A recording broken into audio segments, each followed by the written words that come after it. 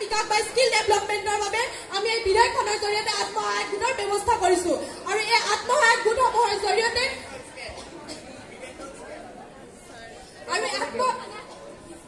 আত্মসহায়ক গোটসমূহৰ জৰিয়তে প্ৰতিগৰাকী মহিলাৰ গোটক তেওঁলোকৰ কামৰ অনুপাতে কুটিৰ উদ্যোগ বিকাশৰ বাবে তেওঁলোকক খুব কম সূতাৰ বিনিময়ত লোন প্ৰদান কৰা হ'ব। আমি যদি লাভাংশৰ প্ৰেক্ষাপটলৈ লক্ষ্য কৰোঁ তেতিয়াহ'লে দেখা পোৱা যাব যে 427 গৰাকী মহিলাৰ দ্বাৰা গঠিত লুমছ অফ লাডাখৰ আত্মসহায়ক গোট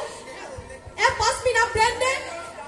2023-24 বিত্তীয় বৰ্ষৰ প্ৰথম 10 মাহতে 42 লাখ টকা বিক্ৰীৰে তেওঁলোকে বিশ্ব অভিলেখ কৰিবলৈ সক্ষম হৈছে। ইয়াৰ উপৰি মই আমাৰ বিৰোধী পক্ষৰ সদস্যসকলক জনাবলৈ ভাল পাম যে আমাৰ এই যদি বিধেয়ক